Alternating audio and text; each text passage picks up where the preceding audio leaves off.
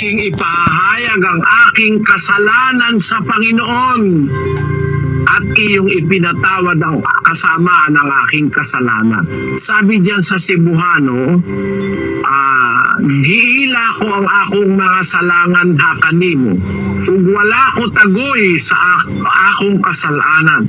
Miingon ako, igasugid ko sa Ginoo ang akong mga kalapasan ug imong gipasaylo ang pagkadautan sa akong sala. Sa Panginoon tayo mangungumpisal, hindi sa pare. Ngayon, yung pagrorosaryo, kapatid, bawal sa Biblia yon. Ikinalulungkot ko, huwag kang magagalit, tinanong mo, hindi naman kita inaatake.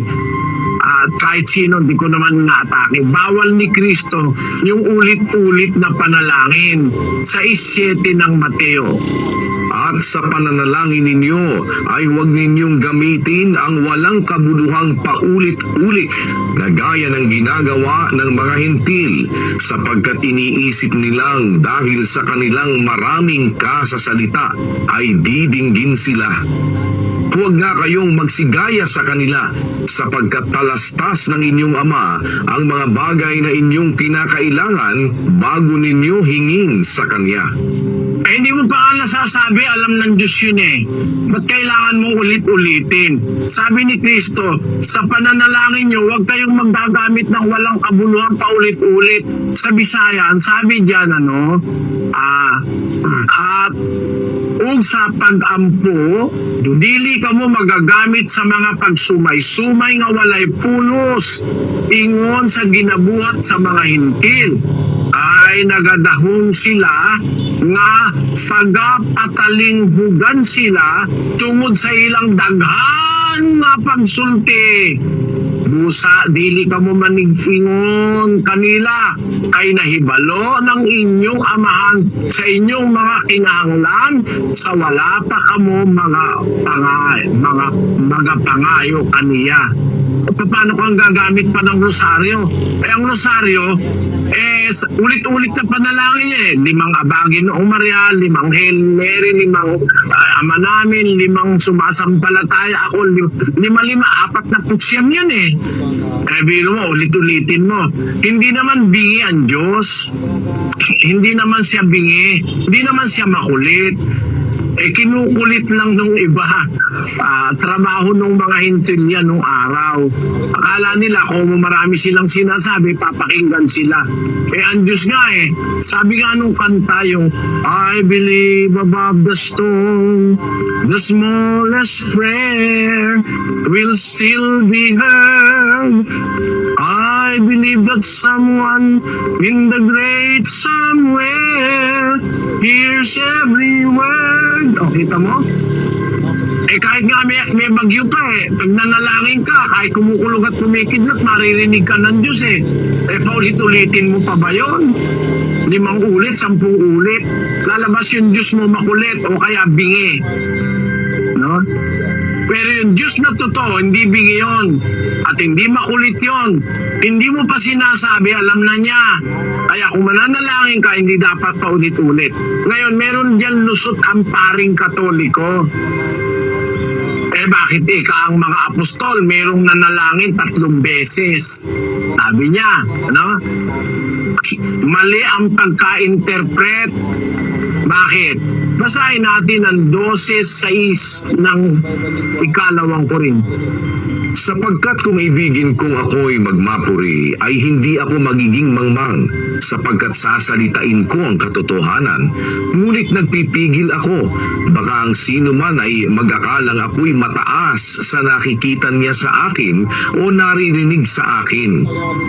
At nang ako'y huwag magpalalo ng labis dahil sa kadakilaan ng mga pahayag, ay binigyan ako ng isang tinik sa laman, ng isang sugo ni Satanas, upang ako'y tampalin nang ako'y huwag magpalalo ng labis.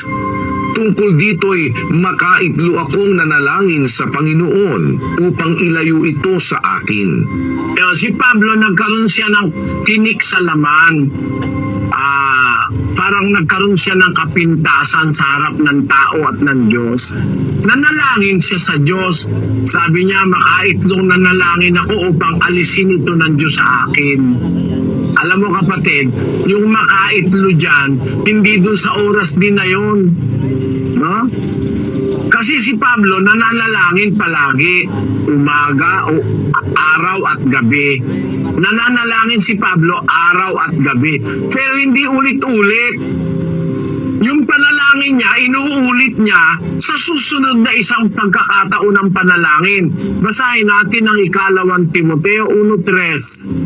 Nagpapasalamat ako sa Diyos na mula sa aking kanununuan ay aking pinaglilingkuran sa buding malinis, na walang patid na inaalaala kita sa aking mga daing gabit araw.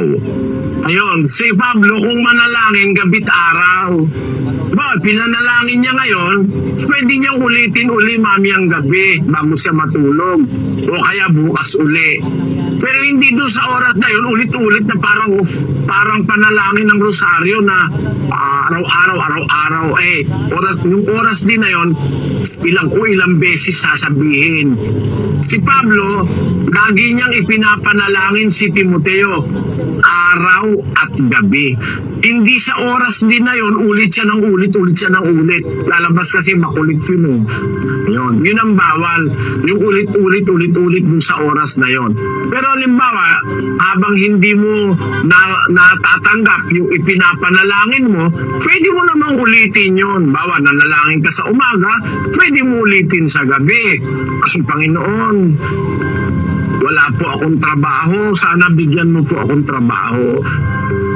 Di ba, nanalangin ka Lunes, Martes wala ka pa rin trabaho, pwede mong ulitin. O kaya Miyerkules wala ka pa rin, pwede mong ulitin. Pero doon sa oras na yun, Lunes, Panginoon, wala po akong trabaho, bigyan mo ako. Panginoon, wala po akong trabaho, bigyan mo ako. Panginoon, wala po akong trabaho, bigyan mo ako. Panginoon, hindi pwede yun. Lalabas makulit ang Diyos yun. Pwede mong ulitin sa ibang pagkakataon ng panalangin. Pero doon sa mismong oras na yun, gaya ng ginagawa ng mga nagro-rosaryo, mali yun, kapatid. Bawal ni Kristo yun. Hindi naman katakataka, kapatid na Rachel. Kasi ang aral ng rosaryo, hindi naman galing kay Kristo yan eh. Pakinggan mo sa aklat ng Katoliko kung kanino galing yung rosaryo.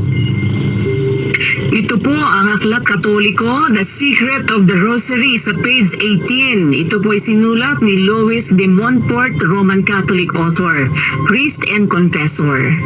But it was only in the year 1214, however, that Holy Mother Church received the Rosary in its present form, and according to the method we use today. It was given to the Church by Saint Dominic, who had received it from the Blessed Virgin as a powerful means of converting the Albigensians and other sinners. Amo, hindi naman pala galing kay Kristo yan eh. Galing daw yan kay Santo Domingo. No? Na di umano, galing naman daw kay Blessed Virgin. Paano mangyayari yun? Patay na si Blessed Virgin nung mabuhay itong Santo Domingo ito. Malaki naman kasinungalingan niya, mga kapatid. Ibig mo sabihin si Maria na nakalibing, patay, nagdala ng rosaryo, binigay kay Santo Domingo. Kailan ba nabuhay si Santo Domingo? Tignan nga natin kung kailan nabuhay Santo Domingo, si Saint Dominic ng Katoliko, na di umano pinagbigyan ni Santa Maria ng Blessed Virgin nung rosaryo niya. Kailan ba nabuhay si Saint Dominic? Pwede mo bang ilagay kung kailan nabuhay si Santo Domingo? Pakibasa mo nga, Sis Luz.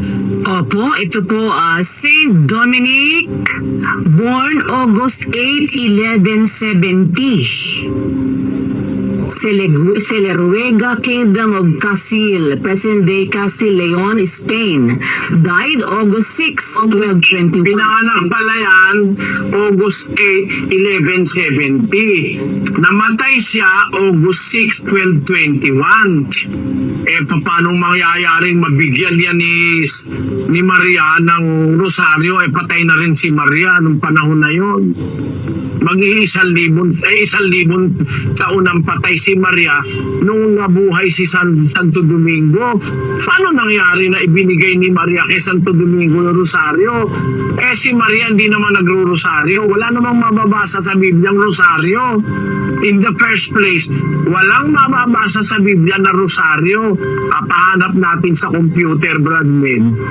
Oo, ito po, mabilis po.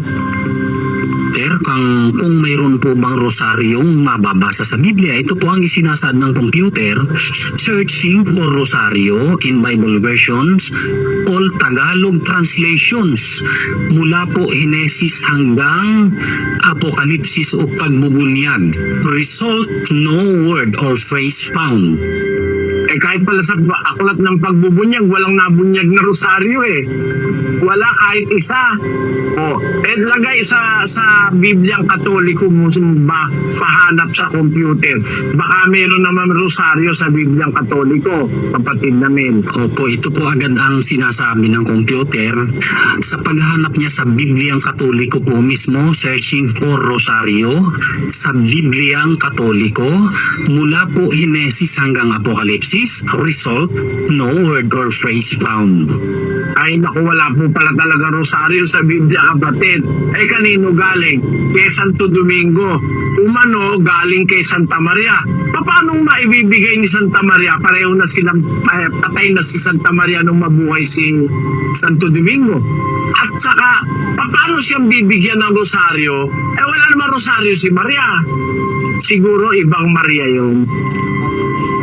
Yun ang ibig kong sabihin, kapatid. Naunawaan mo po ibig kong sabihin, kapatid Maricel? Opo, nawaan ko po. Salamat po, Brother Ellen. Salamat sa Diyos. Pagpalain ka naman ng Panginoon, kapatid. Okay po, lipat naman tayo dito sa Afalit, Pampanga. Kasama natin si kapatid Adol Capulong at kapatid na Mel Pingal. Kasama natin mga panauhin. Go ahead, Pampanga, please.